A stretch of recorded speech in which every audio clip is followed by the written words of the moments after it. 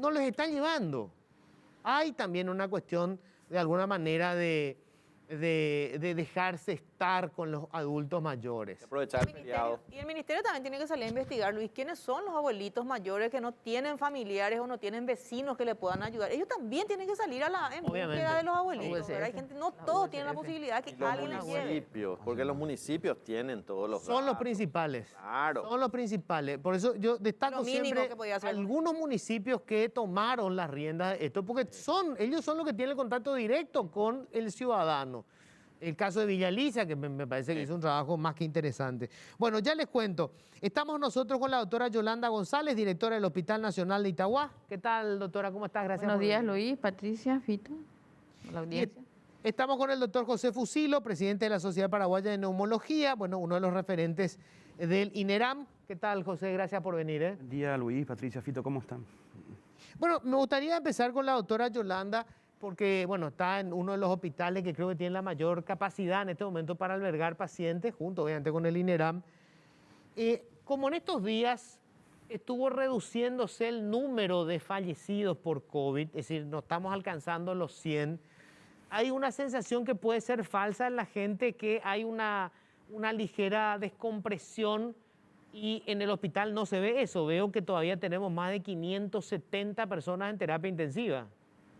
Asimismo, yo creo que es una falsa sensación porque me va a decir mi colega, el tema de que nuestros internados están saturados. En esta semana hemos tenido que agregar incluso camillas entre camas porque ya no podíamos dejar que los pacientes se queden en sillas.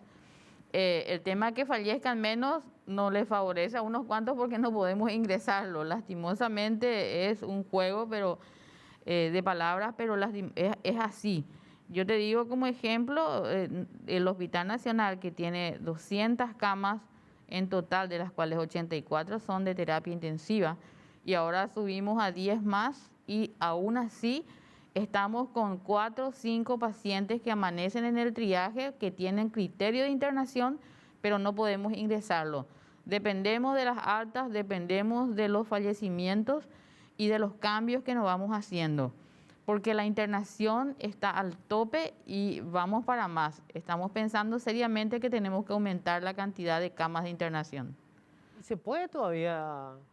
Hay logística, no digo el espacio físico ni la plata, sino personal para más. Internación igual requiere, entiendo yo, algunos médicos especializados. No es terapia intensiva, pero está ahí cerca.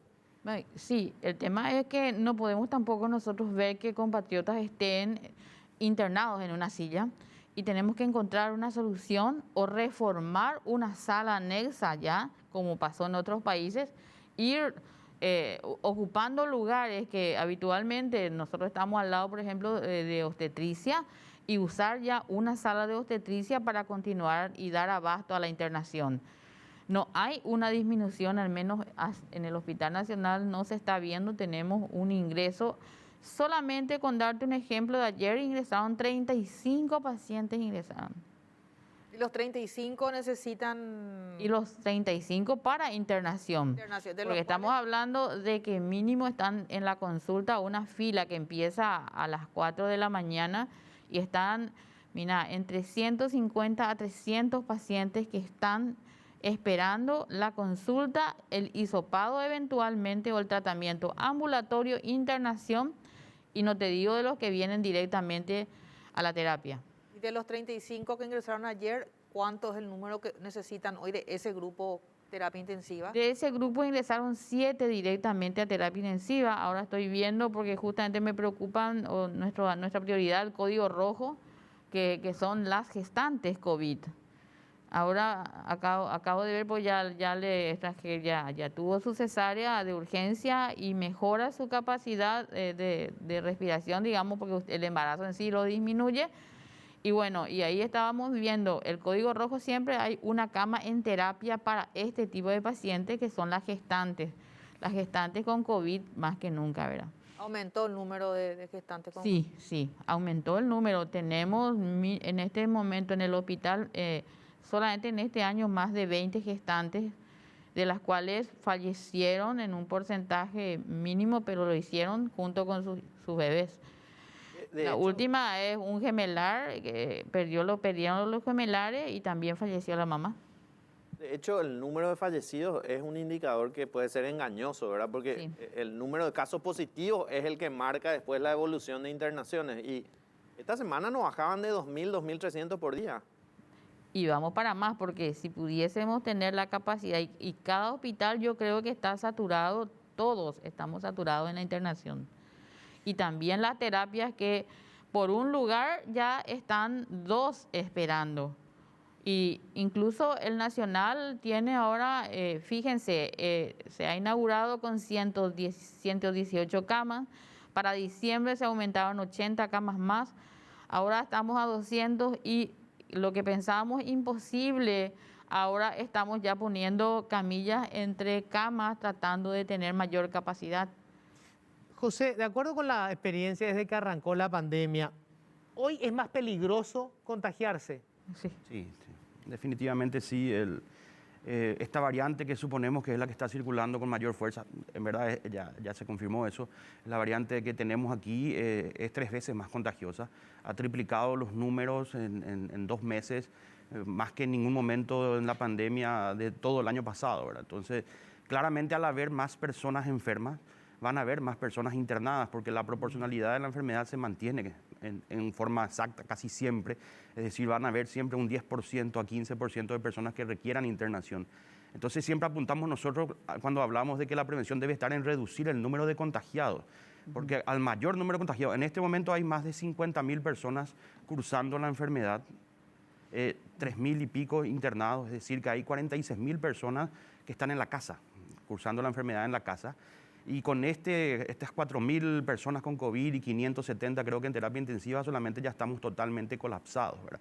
El parámetro de fallecimientos que nosotros hablamos es un parámetro que siempre tiene un retraso. O sea, los pacientes que fallecen son pacientes que ingresaron probablemente hace 10 o 14 días atrás al hospital, un poco más, un poco menos, ¿verdad? Pero es un parámetro que viene siempre con retraso. El mejor parámetro para medir es la tasa de internaciones y la tasa de positivos que hay, y eso está creciendo semanalmente en aproximadamente 8%. ¿Verdad? Nosotros tenemos un crecimiento que va creciendo, valga la redundancia, de forma rápida y muy intensa, y ese es el parámetro más importante, por lo cual, lógicamente, nosotros tenemos en este momento más internados, y encima, hoy por hoy, ya prácticamente no hay discriminación entre lo que es sala y terapia. El paciente que está en sala es un paciente que a las 2 horas está terapizado porque le pusimos un ventilador portátil, uno de los cicladores, unos respiradores que tenemos, improvisamos con cajas, con sillas. Entonces hoy tenemos pacientes en lo que era un pabellón de internación común que están ventilados. Y en la evolución cambió algo, doctor, porque, a ver, de la enfermedad se cura el cuerpo. O sea, hasta hoy el sistema sigue siendo el mismo. Hasta que vos desarrollás los anticuerpos que acaban con el virus, estás enfermo. Y lo que hace la medicina es contener y, digamos, de alguna manera controlar los excesos que se producen en tu cuerpo, en tanto va generando los anticuerpos. Sí. En ese proceso, ¿hubo un cambio? ¿Esta nueva cepa supone mayor virulencia? ¿Hay más riesgo de que vos desarrolles la forma grave? Se supone, pero todavía eso no está estrictamente científicamente demostrado. Lo que pasa es que como tenemos más casos, es lógicamente que veamos más variantes en cuanto a la severidad. Pero sí interpretamos nosotros un cambio de comportamiento, fundamentalmente en grupos etarios menores, ¿verdad? Hoy por hoy el promedio de internación bajó de ser de 55, 60 años, el promedio hoy está por alrededor de 46 años, que es lo que tenemos nosotros, y el Hospital Nacional yo sé que también, claramente ha bajado. Eso significa que, lógicamente, la fuerza laboral activa del país está entre los 20 y 55 años mayormente, es la gente que más se está contagiando.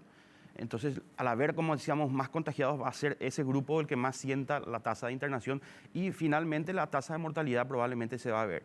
El riesgo de morir de una persona de 45 años el año pasado era aproximadamente 0,6. En este momento es prácticamente el triple, de 1,8, ¿verdad?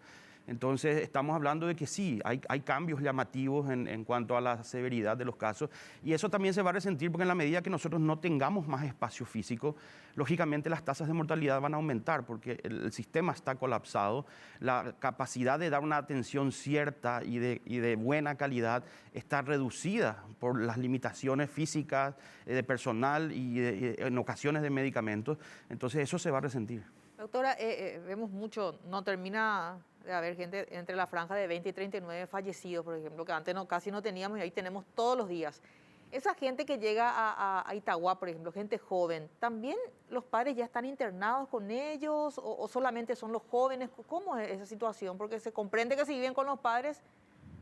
Sí, ahora tenemos familias enteras. De repente el papá, la mamá, la semana pasada sale de alta un joven cuyos padres ya habían fallecido en la semana anterior, su hermano mayor, y al final queda él solo. O de repente una familia, nosotros estamos viendo familias enteras contagiadas y muchos de ellos están con tratamiento en la casa, como dice el doctor, pero lo que nosotros vemos ahora como una variación grande es que los que ingresan son más jóvenes y con una gravedad que no te da tiempo. Es más, nosotros que recibimos pacientes de todo el país, también lo mismo es INERAM, los pacientes en un porcentaje, ya en 50% llegan fallecidos al hospital. O sea, tenemos una mortalidad que en el camino ellos... antes de llegar al hospital. Que antes de llegar. Y no es que es el clásico de hace un año que tenés un síndrome gripal, empezar con tos, catarro. Ahora es una dificultad respiratoria que un paciente que está relativamente bien y en 3 a 4 días está con una tremenda dificultad respiratoria. Y como dice el doctor Fusilo, nuestras salas ya no son, las salas de internación son salas que tienen alto flujo, son salas que son más de 40 en el Nacional, por ejemplo, ya son intermedias, ya son terapia prácticamente. Y estamos pendientes, incluso peleándonos, y tenemos que estar lidiando con los colegas porque ya vemos quién tiene más posibilidades de salir de esto. Ahora, la mayoría de la gente que se muere sigue siendo la gente de 60 años para arriba. O sea, hay más gente más joven, digamos, pero la mayoría de la gente que muere sigue siendo de esa franja etaria. Sí. Para entendernos más la lógica de la vacunación, porque muchos decían, pero si se está muriendo hoy los otros, pero en realidad siguen siendo. Lo raro es que muera gente más joven, pero la mayoría de los que mueren siguen siendo los de 60 años y más. Claro, aumentó el riesgo de fallecer de personas jóvenes, pero el riesgo de los adultos mayores sigue siendo 3 o 4 veces superior. Más alto. La tasa de mortalidad de una persona mayor de 70 años que adquiere la enfermedad del COVID es cercana al 20%, es decir, 2 de cada 10 personas de 70 años que se enfermen van a fallecer. Por eso es muy importante hablar siempre de... Y una persona de 80 sube a 30% la mortalidad. Y decía esto sobre todo para los que tengan adultos mayores en su casa, porque de repente empezó la historia que no, ahora se está muriendo la gente más joven. No, los otros son los que se siguen muriendo más. Están muriendo más porque hay más infectados, pero claro, sigue siendo el grupo más vulnerable las personas mayores. Ahora, para entendernos más el escenario de para dónde evoluciona esto, a los dos le pregunto, ¿verdad? Porque nosotros tenemos que, digamos, el problema sigue siendo ese 10% que se tiene que internar y de eso hay un 5% que puede llegar a necesitar terapia intensiva. Es así, ¿verdad? Es 20%, sí. Más o menos. 1 de cada 5 que se internan van a requerir una atención de terapia intensiva. Sí. Más crítica, sí, ya sea de intermedia o intensiva. Ok. Nosotros, por los números que estuvimos viendo, habremos tenido más o menos 1,5 millones de personas que tuvieron seguramente COVID, porque hay un subregistro importante. Yeah. Sí que tenemos todavía por lo menos 4 millones o 5 millones que se pueden todavía contagiar. Sí. Y el problema de la enfermedad es la velocidad del contagio. O sea, aunque sea solamente el 3% que vaya a usar terapia intensiva, si tenemos 4 millones que se pueden enfermar, ese 3% destroza nuestro sistema público. Esa velocidad es la que cambió con la variante.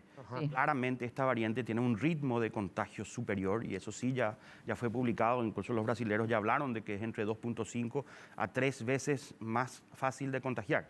Es decir, si el ritmo, el R0 que le llamamos nosotros, ha crecido casi al triple con esta variante. Ahora, en ese escenario, digamos, nosotros solamente podemos o reducir el número de contagios, la velocidad del contagio, o reducir la población que eventualmente se puede morir. Y eso es solamente la vacuna.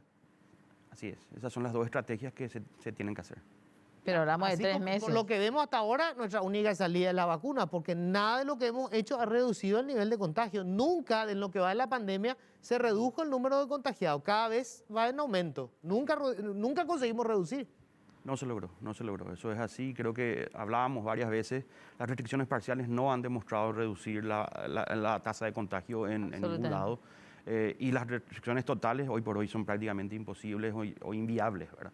Entonces estamos ante la situación de que necesitamos la vacunación y mientras tanto, el tema es, ¿y mientras tanto qué, verdad? Claro. Mientras tanto seguimos nosotros sosteniendo esto como podemos en nuestras espaldas, todos los que estamos día a día, ya extremadamente cansados. Esta semana incluso nosotros hablamos con el director del hospital, hicimos una nota a la gente de contingencia, prácticamente le pedíamos o tiramos la toalla o cerramos el hospital, pero ya no entraba nadie. Tuvimos días muy fríos y con lluvia y no podíamos permitir que los pacientes estén en sillones en los pasillos. Entonces tuvimos que hacer una reingeniería, habilitamos un pabellón nuevo en 24 horas, ¿verdad? Conseguimos que se contraten un poco más de personal para ayudar, pero todo es insuficiente. O sea, realmente podemos habilitar toda la calle también, que lo vamos a llenar en 24 horas, ¿verdad? Tenemos 15.000 contagiados por semana, de acuerdo a lo que reporta el Ministerio de Salud, y es así como decían, Sí. se multiplicó por 3 la cantidad de contagios cada semana con esta nueva variante. ¿Cómo evitar que lleguen tarde? ¿Cuáles son los primeros auxilios del COVID cuando uno ya tiene, digamos, el caso positivo confirmado? ¿Qué tiene que hacer un paciente de COVID para evitar llegar tarde al hospital? Primero la consulta precoz, pero eventualmente en donde fallamos es que la mascarilla, es la mascarilla nuestra arma fundamental para no llegar al contagio, ¿verdad? Mira, a un año de repetirle a la gente la mascarilla y el buen uso, pues ya no voy a decir tapabocas porque bajan y bajan de la barbilla, para que vean ustedes, si uno cruza nomás, nosotros vivimos en San Lorenzo, al cruzar Asunción ya ves, toda la gente es como si nada, ¿verdad?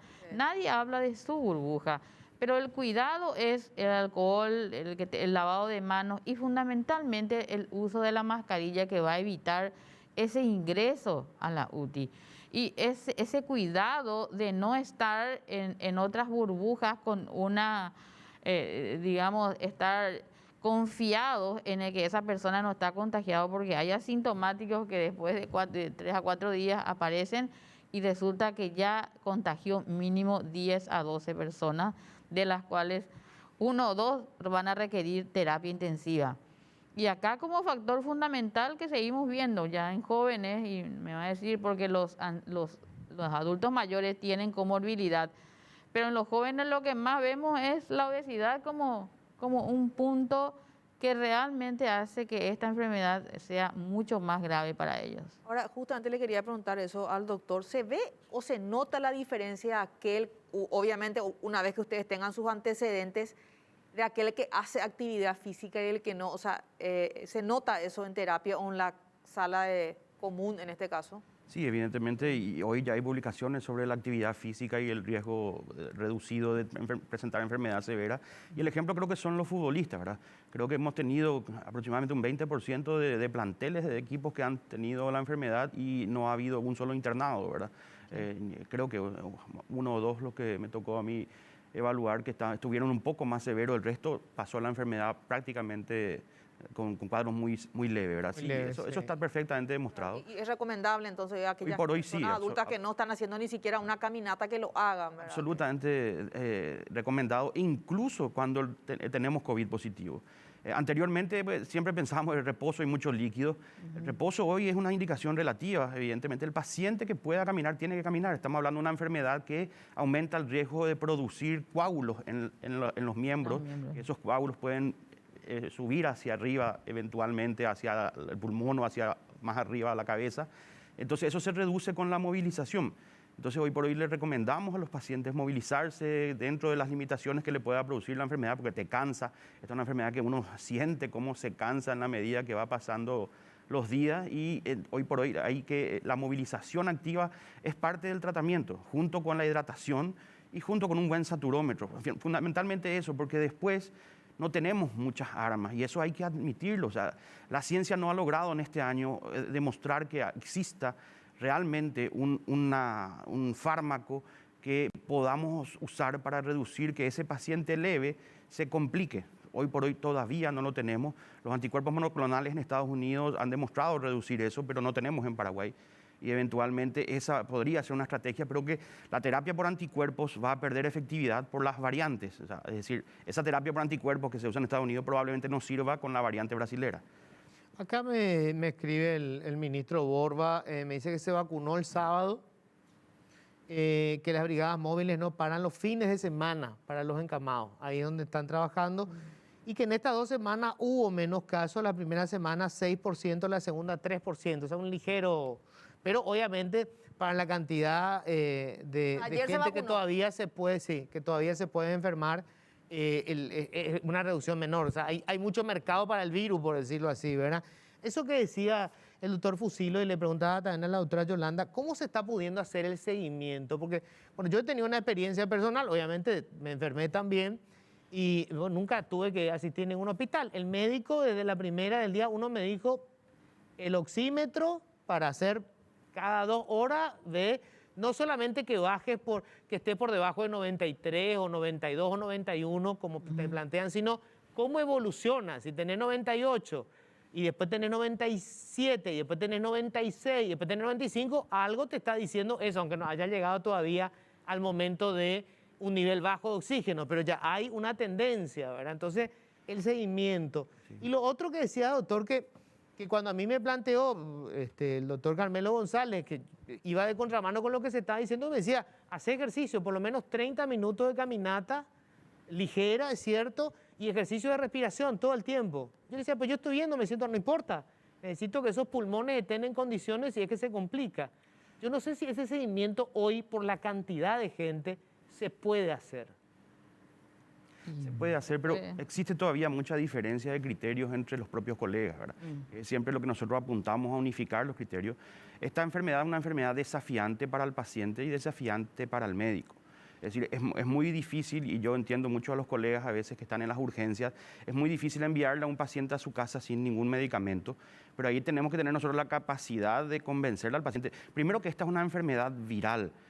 No existe en la medicina casi ninguna enfermedad viral que tenga un tratamiento específico, excepto tal vez el HIV y algún otro tipo de enfermedad, porque ni siquiera la influenza recibe un medicamento que es el oseltamivir, que lo único que reduce son los días de síntomas, tampoco tiene efecto en la mortalidad. Entonces hoy tenemos que tener la capacidad de convencer al paciente, primero tratar de evitar al máximo el sobreuso de estudios de imágenes, porque siempre que le hagamos una tomografía, los pacientes vamos a encontrar las manchitas en ambos pulmones y terminamos diciéndole al paciente, tenés una neumonía bilateral. ¿Cómo cuerno le mando a un paciente que le acabo de decir que tiene una neumonía bilateral a su casa sin medicamento? Entonces le damos antibióticos. México publicó hace 2 meses el sobreuso de antibióticos aumentó la mortalidad de los pacientes en 11%. O sea, cuando nosotros no solamente no le ofrecemos beneficio, sino que incluso le estamos aumentando el riesgo de tener una mayor severidad en la enfermedad, creo yo que no es ético y no es correcto. Y dentro de poco tiempo, probablemente la próxima gran pandemia que tendremos que afrontar nosotros en el país va a ser la resistencia a los antibióticos, porque se están utilizando antibióticos que no sirven absolutamente para nada en el 95% de los pacientes. La CDC publica hace 4 días un pedido de auxilio en Estados Unidos de alarma, por favor, dejen de indicar antibióticos.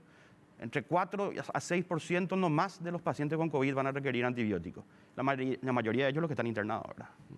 Claro, y después cuando el problema de usar los antibióticos es que cuando realmente se requiera ya no tiene efecto. Claro, ¿qué pasa? Te llega el paciente al hospital, ya estaba tomando levofloxacina, que es uno de los mejores antibióticos que tenemos, que se usa para neumonía bacteriana, que tiene una levofloxacina, que se usa para la neumonía bacteriana como un estadio ya prácticamente hospitalario. Y a nosotros nos llegan los pacientes con 7 días de citromicina, con 7 días de levofloxacina, con ivermectina a dosis de caballo, de dinosaurio o de un animal de mayor porte, dosis ridículas de medicamentos inservibles. Entonces nosotros nos vemos, cuando llega al hospital, por eso yo siempre dije, lo que le salva la vida a los pacientes en el hospital es el oxígeno y los corticoides. Sí. Después podés gastar más, gastar menos, pero tu paciente se va a salvar con corticoides y con oxígeno. Y eso es indiscutible. Anticoagulantes en los internados, que le ponemos en inyectable, que también reduce la mortalidad en pacientes internados.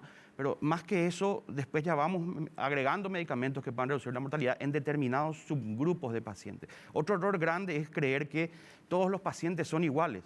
Nosotros no le podemos poner el mismo saco a todos los pacientes. Esta enfermedad tiene variantes hasta en la presentación de los casos.